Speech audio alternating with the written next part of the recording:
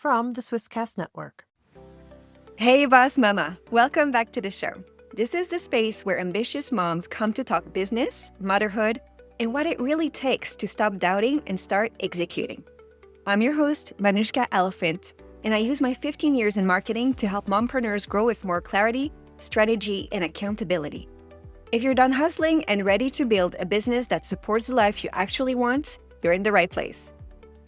Today's conversation is such a good one if the idea of consistency keeps weighing down your to-do list and leaving you feeling guilty for always being behind.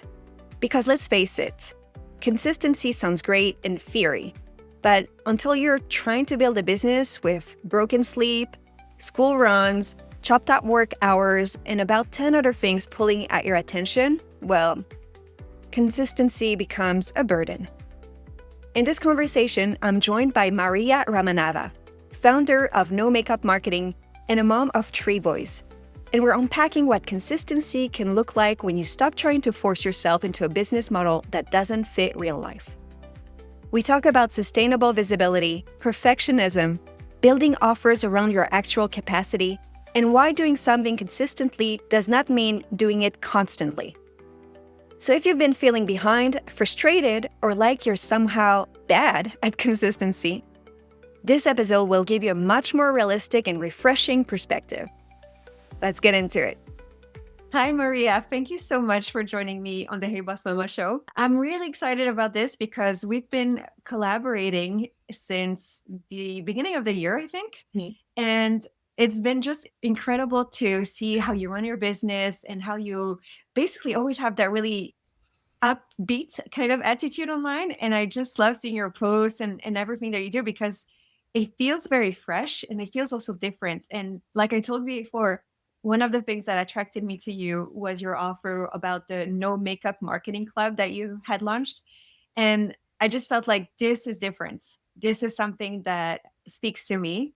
And basically, I wanted to get to know you. And I'm really happy that I got this opportunity.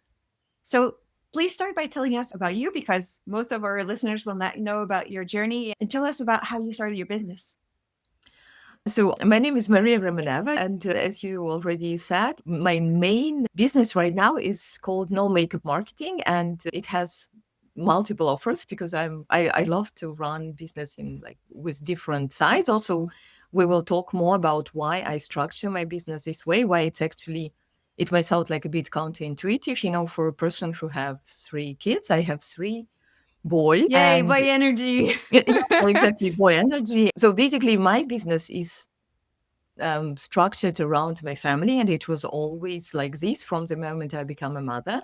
So everything I do in my business is built in a way that I can actually have the lifestyle I want to have. And that is why I have to be flexible, and it might seem for some people like exhausting or maybe a bit strange, but I honestly understand what I'm doing. Good.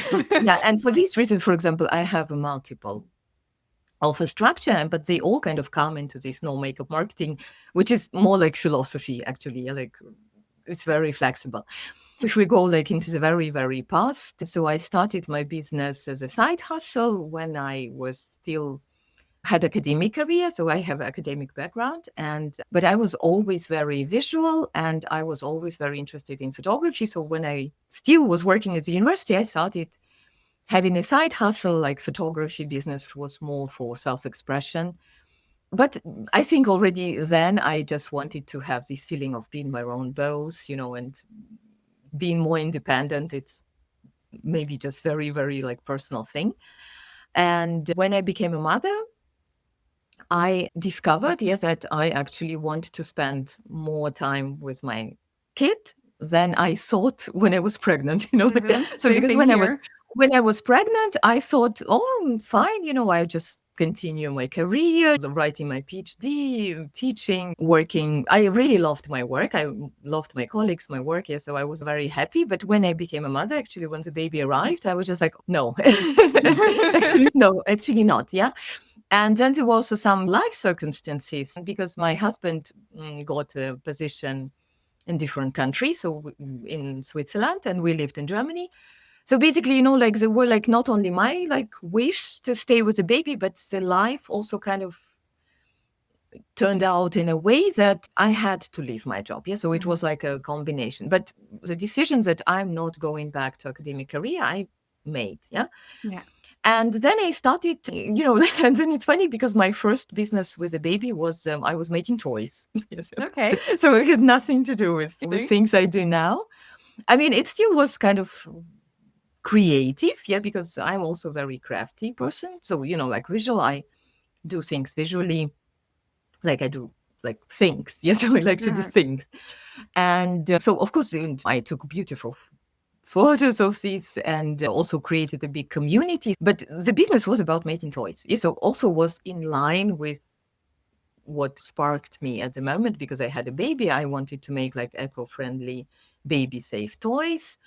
I could, crochet them and knit them when the baby was like sleeping, nursing, playing. Yeah. So yeah, when my kid become older and I got another one, at some point I decided to become a photographer, and then I started as a family photographer, and then, just it developed into brand photography, and then later it developed into marketing because at some point I realized that I already built several businesses, know so much about marketing, and my clients really asked me all the time, like to help them with marketing. So it was also very natural.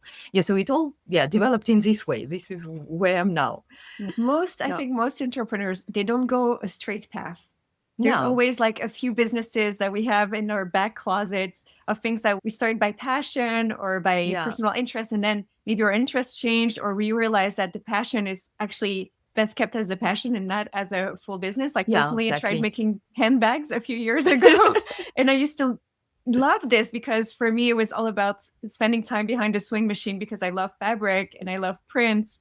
And then I realized, oh, wait, if I have to make 100 bags this weekend, because I have a market coming up, it's not fun anymore. It's actually turning my passion into a 9 to 5 job on the weekends, it's not what I wanted, but it was an incredible experience. Yeah, it was actually similar with me and my toys because actually the toys were really cool. They were even featured in some these cool designer magazines. Nice. So I was really kind of developing into successful brand, and they were really, really unusual. But at some point, I kind of, was a victim of my own success because I started getting so many offers that I could not keep up with production. And then I thought if I can, hire more people, and start like making it like a company. And then I thought that this is definitely not what I want. Yeah. So, and then I just thought, no, I just gonna make photography because this I could imagine how it can be profitable. Yeah. So, but with toys, yeah. So it definitely, because I still love knitting and crocheting and thinking like funny things, unusual designs. Yeah. So very, very similar story. Yeah. So you said from the photography business, basically your clients were asking for marketing support. But how did you decide to consciously turn that into part of your business?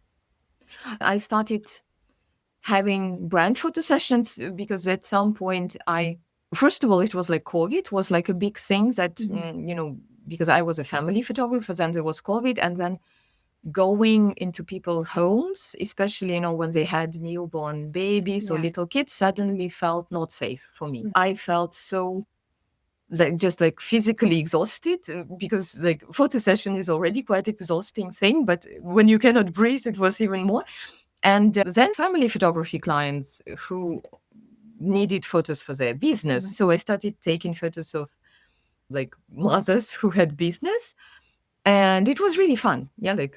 And I really liked it. Yeah. So this was like a quick switch. Yeah. So that I just go into brand photography. And then they started asking me what to do with photos, like where to post them, what to write. And I was helping everyone like on demand. And I was not charging for this. And it became a bit of this, no boundaries, no structure. Yeah. And I don't know, like, I think it's with everyone, sometimes you do something like a favor and you feel good about it until you're not. Like that you're doing something and you feel that you're actually doing a good thing and you're a nice person and you're doing this for nice people. And you feel like good. And then suddenly you're not feeling good. Yeah. And you suddenly feel that you're getting really sad or upset. And for me, yes, it's clear that our body is telling us this is too much. Yeah, Yeah, you feel this like is like there's a lack of boundary, like exactly you're that. professional Yeah, and you're exactly. giving professional services. Yeah, that from like a personal favor, you actually let someone not use you or abuse you, but something similar. Yes. And when I have this, and it actually happens a lot, yeah, in the business journey. And every time I have this feeling, because I learned to recognize it, I know that this should become a service. Yes, and this should become, or I should stop. Yeah, I should stop doing this, Yeah. or I should turn it into an offer.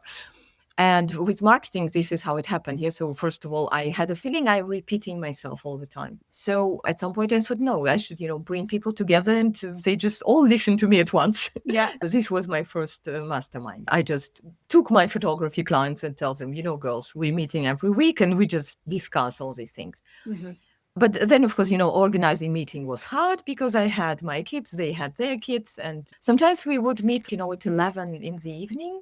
Yeah. Talking into low voice so no one wakes up. So it was really crazy. And then I said, okay, I should start recording it. So basically, this is how it started developing into more structured marketing business. And then also I saw that I actually really enjoyed, because it was even similar to my academic work, bringing all this chaos into some structure, giving it like a system, because my academic background was in philosophy. So I helped people to kind of, express meanings. And somehow I think that in marketing, we're doing similar things. Yeah, so we have all these ideas, all these passion, vision, and we should put it into words, into some kind of tagline. Yeah. I suddenly felt that, oh, wow, actually, I feel like, that it's something from the past, which I used to do professionally, that I now can do again. And this was nice. Yeah, like suddenly, like all this wild journey of mine started making sense. Yes. So yes, so this was very natural. So I never ever planned to be like a marketing expert or like a business coach or something. And I don't even call myself like I can. Yeah, I should probably. Like, and I think this is the beauty of this business journey, when you're not forcing yourself into some particular role or something. Yeah. But so you would call yourself a photographer first and a marketing coach after? Oh, well, I don't know. Like, photography is a very important thing for me because it makes everything easier. Because I help people to basically bring their vision to life. So people come to me and they tell me, like, I can do this and this, I can help people like this, and I would love to earn my living with this. And this is like, taking their vision, bringing it to life. And photography is just like this catalysis. It just makes so quicker.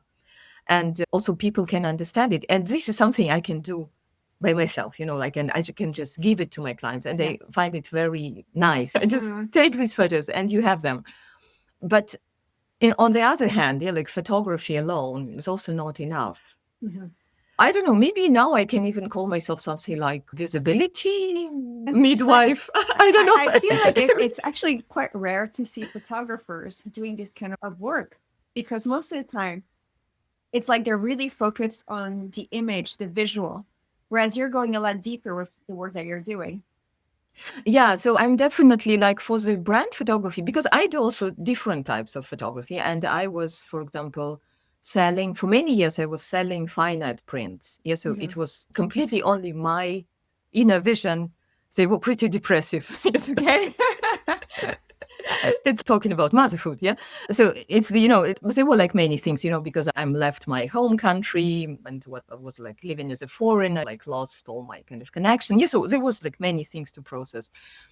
But this was like completely my vision, and it was super intuitive. It was just purely aesthetical, yeah. Like, but with brand photography, yeah, so I create brand photos only thinking about how these photos will sell this particular thing, or how these photos will help people to connect with this person as an expert. Yeah, so that is why, for example, I could photograph my clients like beautiful woman, like sexual, sensual, but I don't do this. Yeah.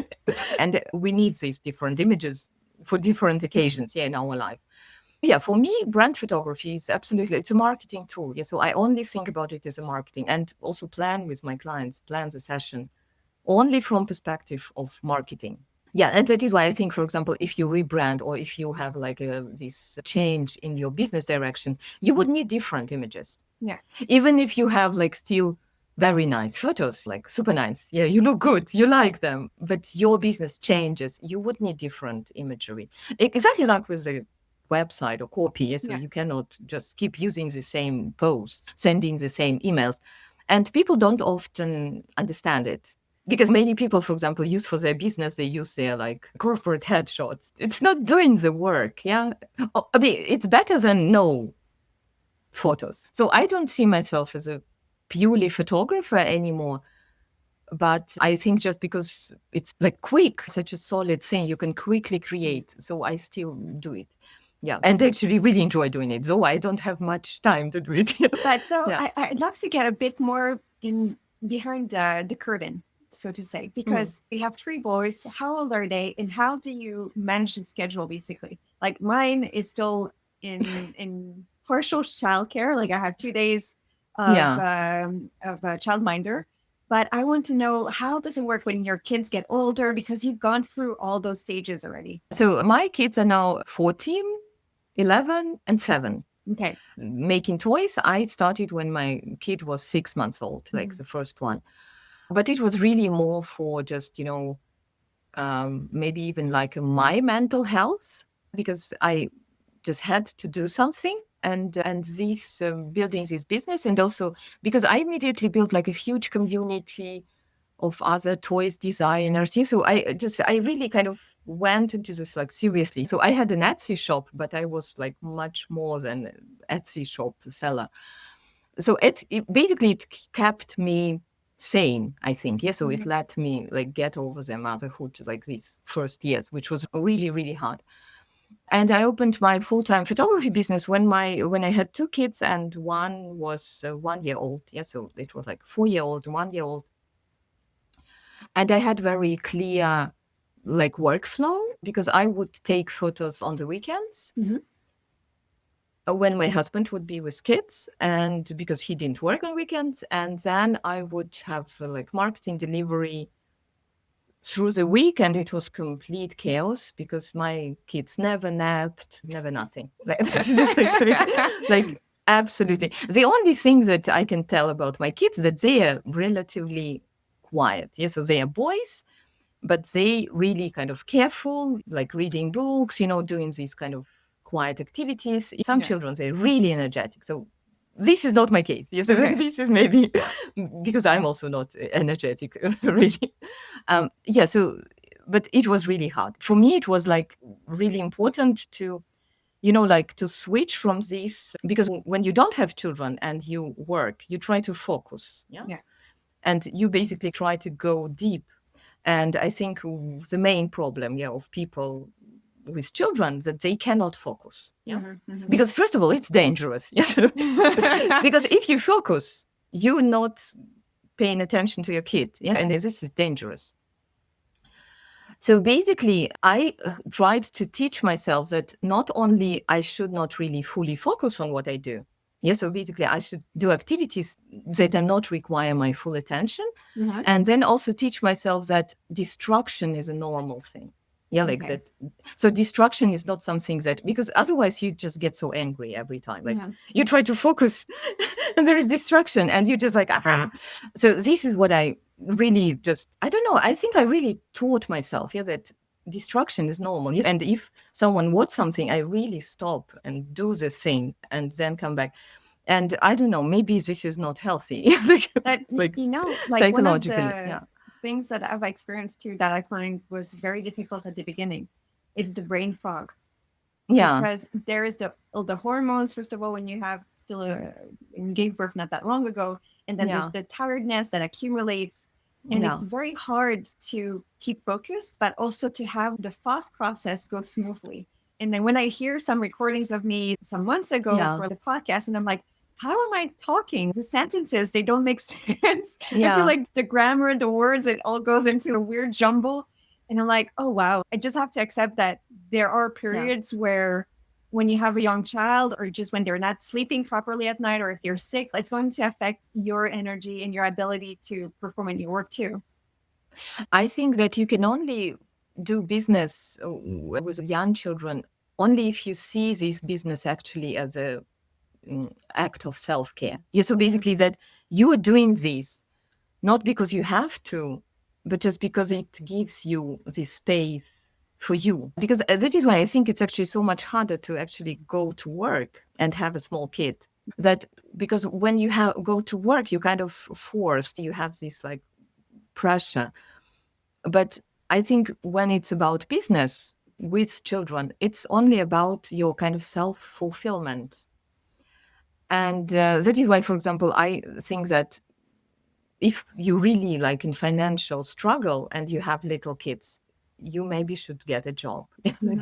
Because otherwise it will just break you really, really quickly. Yeah, because yeah, you should really be ready for this like physical tiredness or not being adequate in many things. Then of course you are completely not reliable in a way. Yeah. Like I had to accept that I just cannot have any deadlines really. Yeah, like that I just have to, like sometimes I can deliver something quickly, sometimes I cannot deliver it at all. Yeah, like, and it's actually still like this. Yeah, so sometimes I still have periods in my business where I just need much, much longer than I promised or I anticipated. And at some point I was even telling my photography clients that I will deliver photos some in the future. So I was not even telling them like in 2 weeks, in 3 weeks, in 2 months, because I don't know the future. I just want to come back on what you said right before about if you're struggling financially, starting a business with young kids might not be the best idea. Yeah. Because I find that that's a very tough one. Because in some cases, that's the only way that parents can make it work is because they need to have 100% or most of their time available for the kids. And at the same time, they need to be able to earn money. And so how do you find that equilibrium where it actually works? Yeah. So I think that I would, because at the moment when I started my business, the first one with a baby, I didn't have to make money. Yeah, so I mean, we really had enough money. Yeah, so we were not like super rich, but it was enough. Also, like the first maybe 4 years in my business, they were not only not profitable, they were probably even, like just putting us into. So, yes, at the beginning of the business, I absolutely didn't think about money. And I was very bad in business planning because I didn't know anything there. Like I was a philosopher. Yeah. So I had no idea what I'm doing. And I made so many mistakes that now I can successfully show as an examples of how you should not do it. That's how we learn. Yeah, exactly. But I had really this, on the one hand, it was like a privilege, yes, that I didn't have to make money. On the other hand, of course, we saved incredible amount of money for childcare, which is really, really tough here. And this is also something that someone can consider. Yeah, so if you want to actually spend all this money on childcare or not. But so basically for me, it was really nice journey, because at the beginning I didn't have this pressure. At some point, I just got very ambitious and I just felt it's not right that I'm not earning money with my business. And then I just, I wanted to start earning money, not out of financial pressure, but just for my own self-esteem. It was this situation, that you do something and you enjoy it. And suddenly you don't. I will either make it profitable or I should do something else because this was not bringing me any joy anymore. At some point, my husband lost a job. Okay. And I became the main breadwinner. But by that moment, I actually already figured out how to run profitable business. So basically, I got lucky in a way. Yeah. And I don't know what I would do in a situation, if I had this financial pressure from the very beginning. I think I would still consider maybe a part-time job, but definitely not a business. Yeah. Not a business because it's too much. I find that there's a lot in terms of what we picture starting a business is going to be like. And then when you're actually doing it day to day, like the whole setup of how do you do things and then the confidence of going through it, even when it's difficult, when you have to figure things out, that's a lot. Whereas it's true, I still have my moments of doubt. Like, am I doing the right thing? And it's part of the journey, right? That we have to always come back to our purpose. Why did I start this? what's the end goal. And it's true that there is that aspect of it would be so much easier if I just had a nine to No. five job.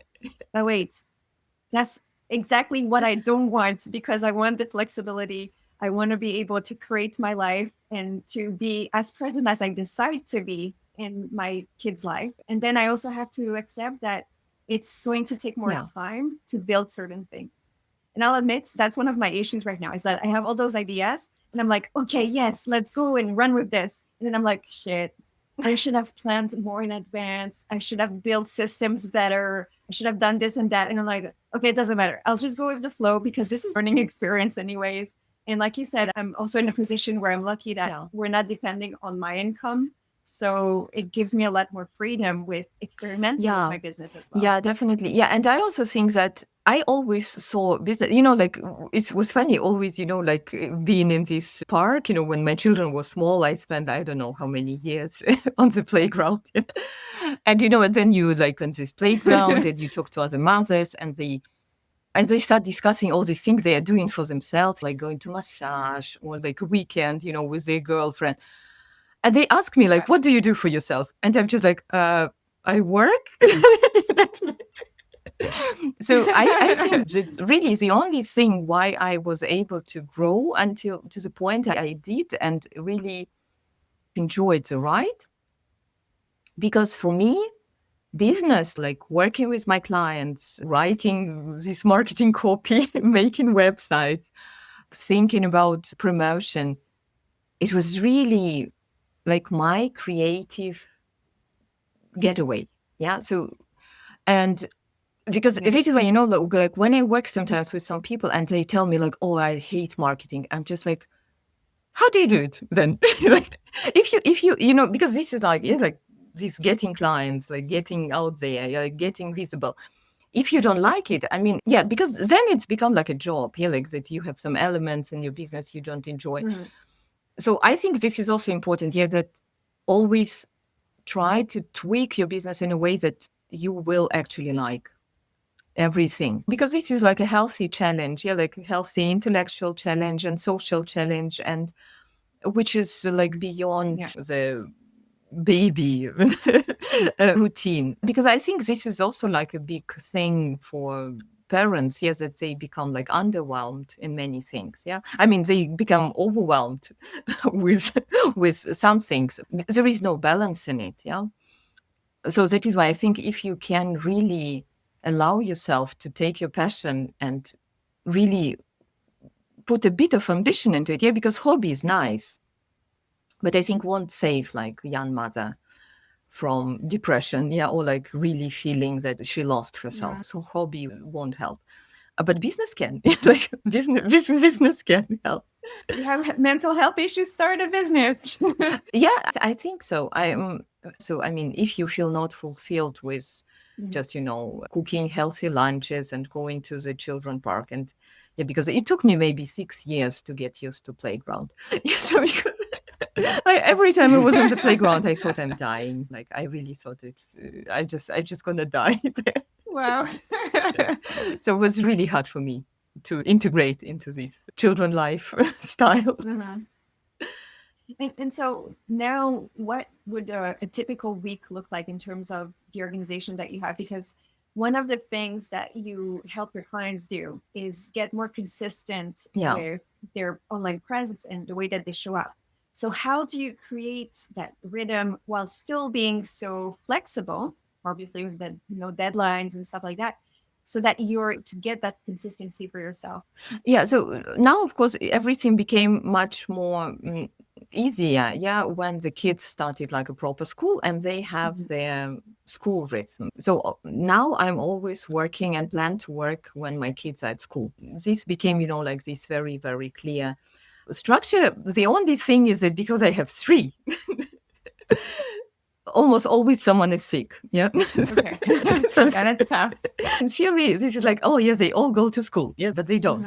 Yeah, but as I said, yeah, like they are a bit bigger. And even if someone is sick and home, and if it's not the little one, like the youngest, I can still be on the call and I can still record things I want to record. Yeah, so I just have these times, which are not much. Yeah, because, for example, my kids come back for lunch every day. Yeah. They don't eat at school. The little one doesn't have school on Wednesdays because in France they only have 4 days. Yeah, so basically I have 4 days. Yeah, when I work.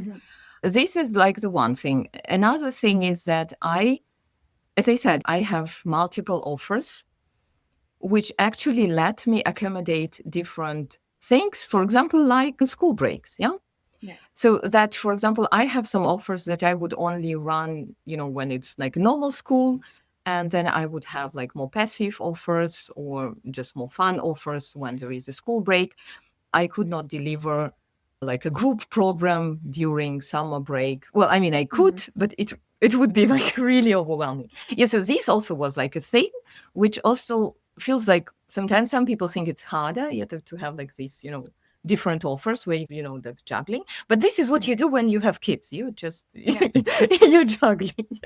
This is the whole thing. So I basically also started doing this in my business. I have an offer that I can fit into different life scenarios and also sometimes into my own energy. Yeah, like because sometimes I really feel that I would like to do something live, meet people, get on calls. And sometimes I just like, no. Yeah. And then I have to sell like digital courses. And this was a good decision. So at the end, I find that it's easier because I'm more flexible, like on all levels of the business. And another thing is that I have like this no makeup marketing, as I said, it's a philosophy. Yeah. So basically it has core ideas which I can easily reuse in different things, even for different offers and for different medias like emails, blog posts, social media posts. I think this is also very important to have a core that you can reuse. I never have to create. So, for example, I can now come up with completely new offer, which I'm actually doing right now. Before I got on the call with you, I was thinking about what I can do during the summer break. Yeah, and I have like a nice, fun offer to roll out. And this offer I never did before. Yeah, so it's a completely new offer. But I have content because it's still in line with what I do. So having this, I call it usually like content library or like your core content, so that you can be flexible. No matter what you offer, you will be still talking about the same thing, more or less. And I also think it's important that you talk about the same things because it creates a brand recognition. All my business ideas, it's like my personal values. So this is what I believe. It's not changing so often. And I think this is a very important thing, but it requires like a bit like a deeper work on your business, which not everyone is doing. Some people, they just really creating these very surface level sales pages and that's it. And of course, then it's very hard because you basically think that you should always write something from scratch and you don't have to. So if you do this work once, you can then easily reuse things. So for me, content creation is really easy. It's a really easy thing now. Yeah, one of the things that actually I've been thinking about is how you see the big names in online marketing. They're constantly using the same spiel. Yeah. They know how to add a little salt or a little twist to it, depending on what they're selling at that moment. But they're always super consistent with what they're talking about. And because my business is also something that I'm figuring out at the moment, I didn't think I would start a business for mom entrepreneurs like a year ago. I just thought I'm starting a podcast and then other things happened. And so I'm still like, okay, I feel like I need to go back to the drawing board a little bit because the more I evolve with this and I'm experimenting with it, I'm like, I need to be very clear about what are the values of my business and what it is that I help people achieve. But I don't feel like I'm there yet. Like I'm still like figuring out exactly what it is that I want to create with this. And at the same time, I'm like, I have to be careful because one of the issues we usually have as entrepreneurs is that we're never satisfied and we need to know where to stop. Because how many times are you going to redo your landing page? Or how many times are you going to redo your Instagram bio? Like there's that level of, it's like the artist with his canvas. Yeah. He needs to know when to stop. Where is the last paint stroke? Because otherwise it's never going to be over and you're never going to be satisfied. And there's that point of, you have to leave good enough alone. Yeah, no, this is so like on the one hand, I never stopped tweaking because for me, it's fun. For example, if I want to launch a new offer, creating a sales page, and tweaking a bit, it gives me the energy. It like excites me. On the other hand, I always have that I'm sending this today. You know it, yeah, because you work with me. Yeah, like I have a timer actually. Yeah, like when people ask me, what is your secret, the business secret? I'm like, a timer. A timer is a secret. And really, it's like, might sound like mad, but I put a timer, like that I'm tweaking my sales page, and in 30 minutes, I'm publishing it. So I will stop at any. And if, for example, if you ever go to my website, it's such a chaos. It's just a terrible. It's absolutely. I know that most people would never publish website in such a state. But I publish it, and I get clients from this very chaotic website. Oh, I do apply the timer method as well. I do it more and more. But the thing is, when we started working together, when was it? Maybe January? In January, I think, yeah. And at that time, I remember I sent you my website. I told you something like, this is a work in progress. Like, this is the bare minimum, because I knew I need to have something, and I'm not going to make it perfect. And so I agree with the tweaking. But there's also that phase of, you have to feel good with what you did.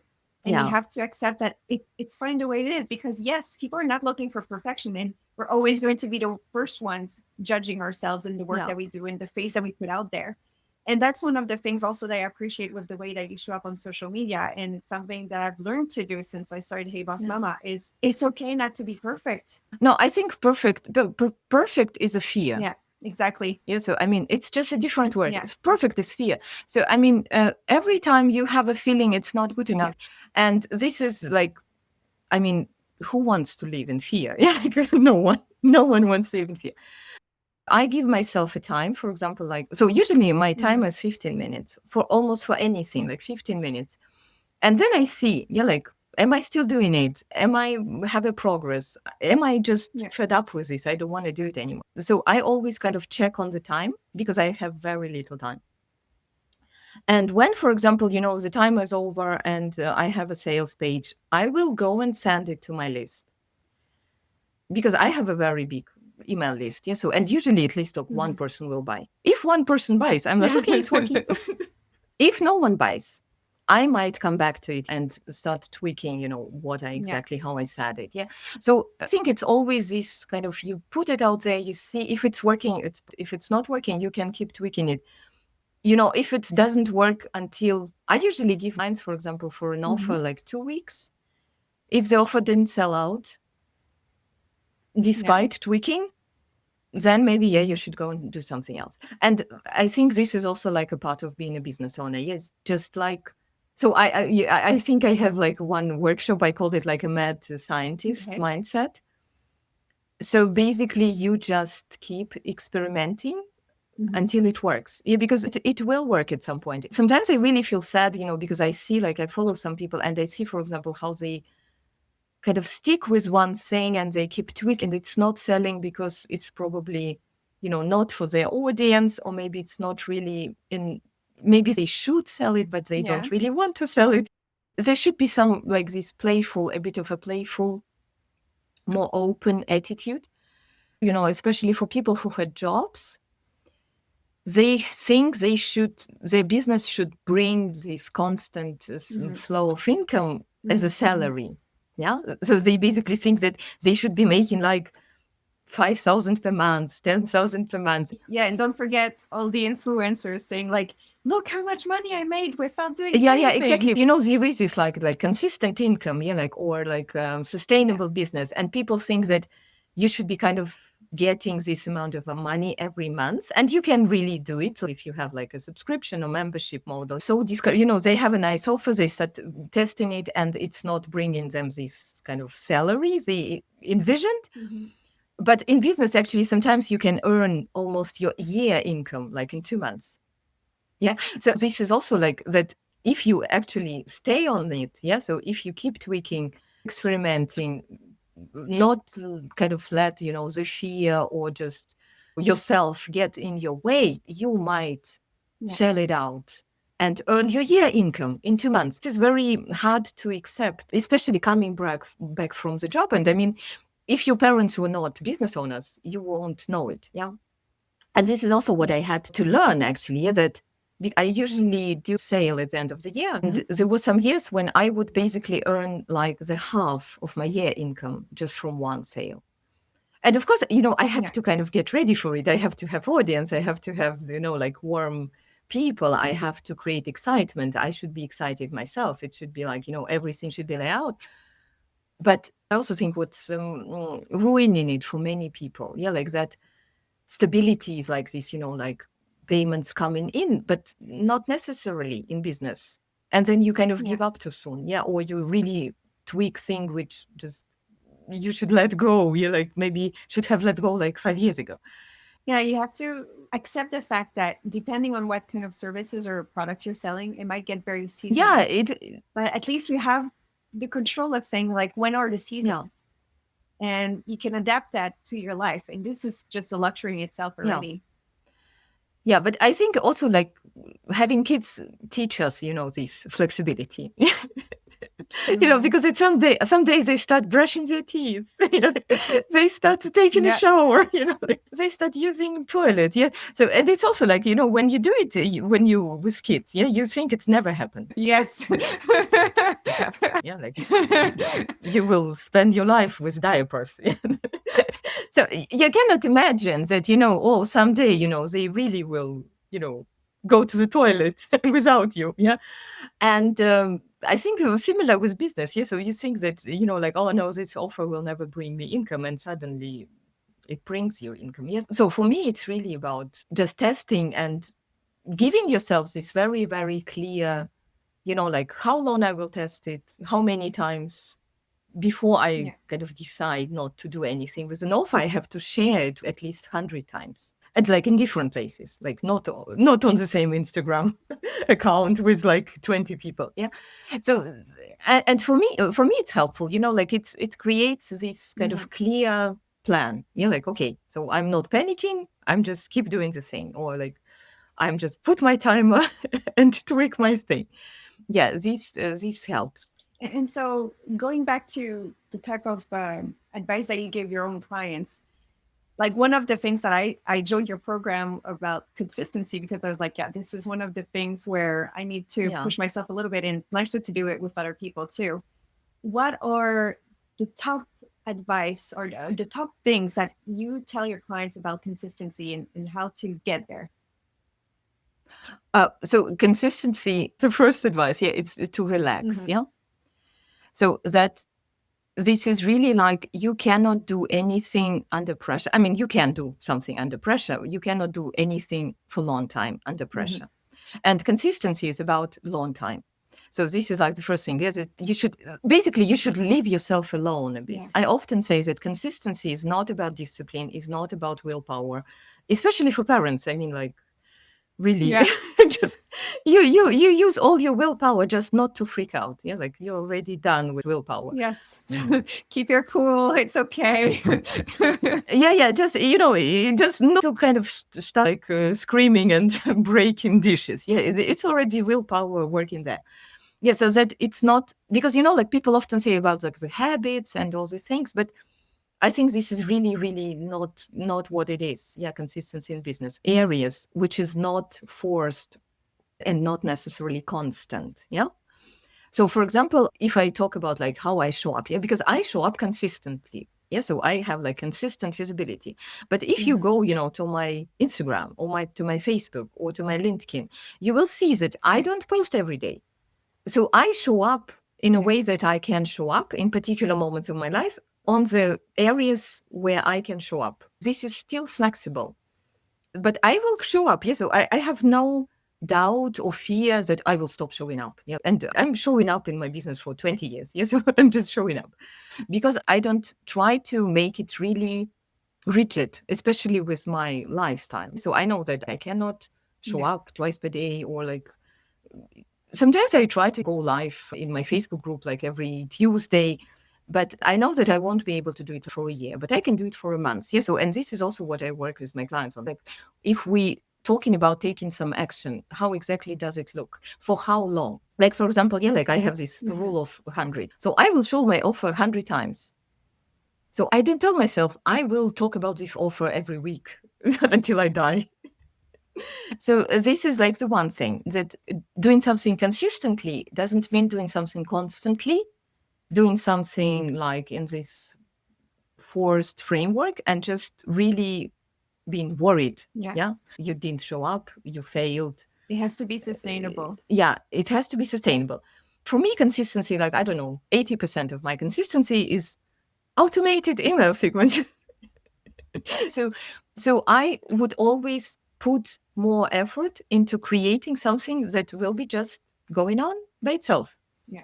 Then, for example, what I do a lot, like really brings me so much return, is that I'm guest expert in some offers of other people, like in many, many, many, many. That I record some training and it's like become a part of a membership. It's become a part of a mastermind. It's become a part of some bundle. I'm in some online conferences. I don't even remember what's. No, but this is very smart, because the people who do this, like the other business owners, they're creating this library of trainings. Yeah. Yes, and if you want to borrow from that kind of training library without joining a paid membership right now, come grab Maryia session in my free Spring Visibility Intensive. It's called Bring Your Brand Voice to Life, and it's designed to help you make your content clearer, more you, and easier to create. Sign up now for the free workshop at heybossmama.com/visibility. So they just have it. And there is my training there. So people join my email list, they become my workbooks, and they become my automatic email sequence. So this is really something you do one time and forever. Like another thing that I should be doing, it's a YouTube channel, which I'm not still postponing. That's a lot of work. This is a lot of work, but this is really meaningful. Yeah, this is a meaningful work. Or like having, for example, like a blog post on your website with an optimized Google search. Yeah. And people think consistency is posting reels 3 times per week. Yeah, no. Yeah. maybe for some people, not for me. Yeah, so this is really about creating places where people can reach you all the time, but you don't have to show up.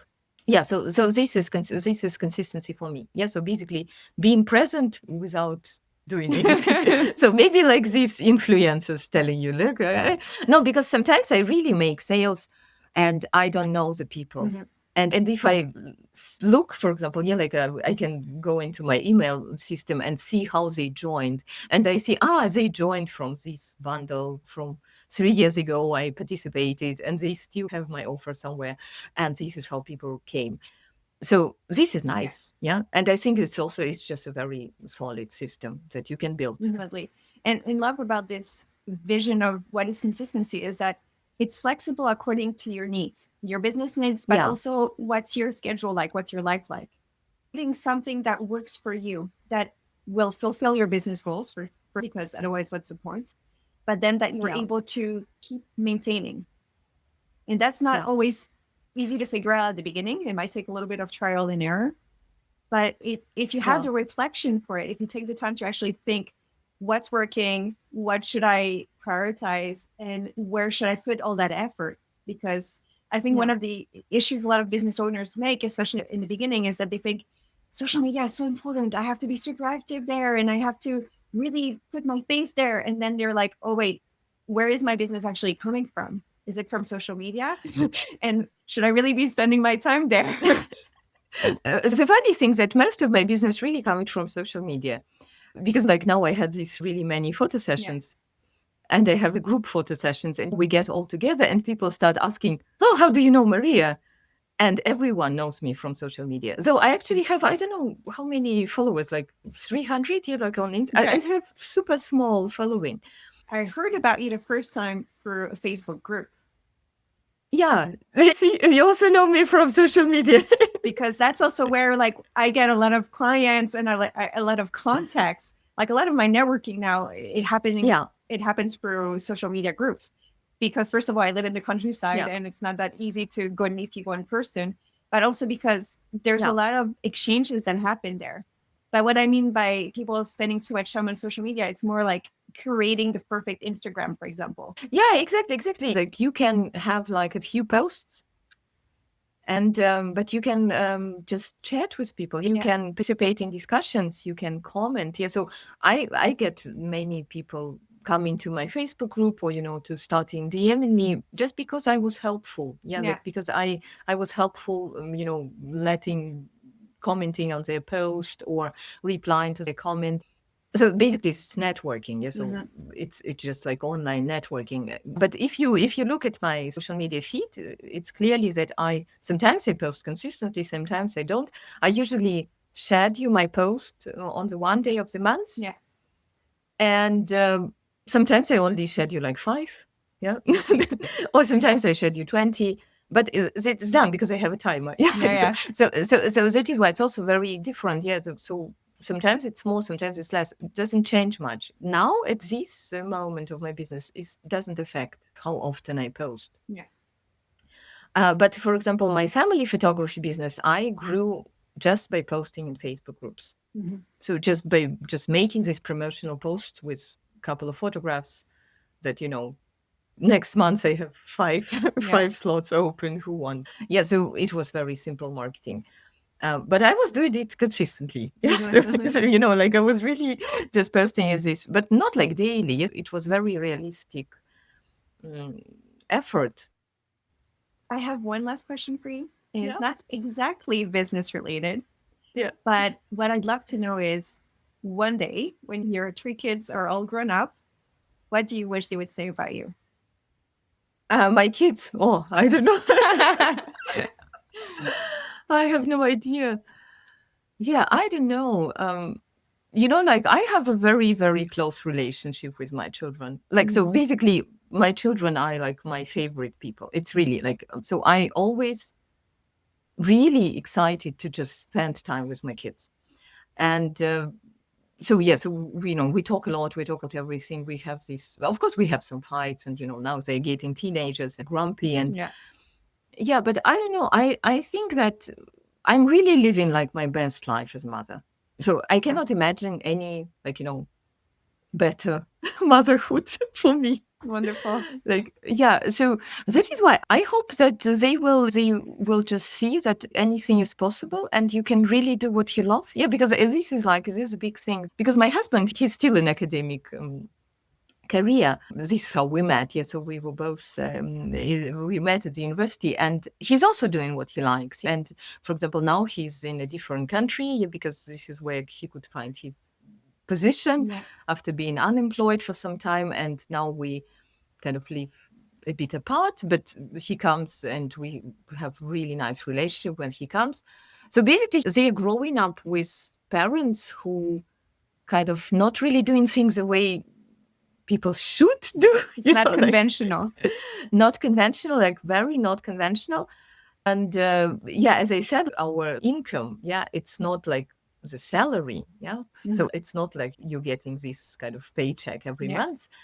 But sometimes it can be also like, surprise, you suddenly earned much more money that you thought you can actually do, which is also a nice part of business, because sometimes you can surprise yourself.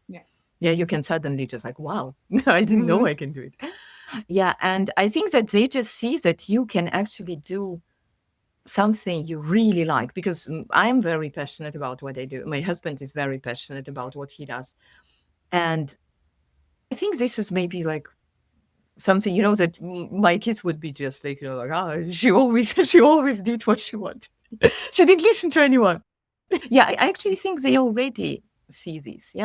Because they don't, because when they dream about what they would like to do, they don't even set on one thing. So they actually, have these like multiple projects. So I'm going to do this, and this. Nice. And I also think this is because they really live. Like, why not? You can when you have examples of parents that live to their own beats, you also see that that's possible. I think this is, maybe, hopefully this would not be that, like she always looked at her laptop. That's a tough one, right? She was never at home on weekends. She always had this photo session. Where can everyone find more about you and what you do? What are your upcoming offers? Yeah, so my main offer, if someone wants to discover, like what I do, is the club would be the best place here to start, like the membership. It's very affordable. It's nice. We have weekly activities. It has some trainings. It's also like one of the things which is not very rigid. Yeah, so I try to develop in a flexible way. I listen to my members. Yeah, so it's this, like a bit of creative. I think it's also just interesting to see how you can have this a bit like flexible, evolving offer. Because for me, it was like my intention. Yeah, because instead of selling just like digital course, I wanted to have a place where I can test things and have more flexibility, and also like gentle testing, like community, which I hope it will grow. Yeah, so the club would be very nice place to start. Yeah, and I also And I'm plan a like member, so you can also find me yeah, there. that's good to remember. Yeah. So it's a really nice and really, really nice people. Yeah, so I really enjoyed. Amazing. Thank you, Maria. I love that little glimpse into your world. I'm one of your clients. We've collaborated together, and it's just amazing to see like what is the energy behind all of that and how you basically set all that up. So thank you so much for sharing. Yeah, thank you for inviting me. It's really lovely to chat with you. Hey, before you go, I also want to mention Maria's No Makeup Marketing Club. I'm a member too, and what I really value is the mix of fresh marketing ideas, smart feedback, and honest perspective. When you work solo, it's hard to see your own blind spots. So if you want support building visibility and consistency in a way that feels more sustainable, check out the link in the show notes. Maria has also offered a special €100 discount for the Hey Boss Mama community. Get it through the link in the show notes. If this conversation gave you a bit of relief, I hope it also reminded you that consistency does not have to mean constant output. You do not need to build your business like someone with unlimited time, unlimited energy, or zero family responsibilities. You need a way of working that actually fits your reality. And that, to me, is what made this conversation with Maria so valuable. If this episode resonated, I'd love to hear from you. Come send me a message on Instagram, share this episode with another mom entrepreneur who needs to hear it, or post it to your stories and tag me so I can say hi. And if you're enjoying the Hey Boss Mama podcast, it would mean so much if you followed the show and left a quick review. Until next time, Boss Mama, you've got this. This show is a proud member of the Swisscast network, amplifying English-speaking voices in, for, and about Switzerland. Discover more shows at swisscast.network.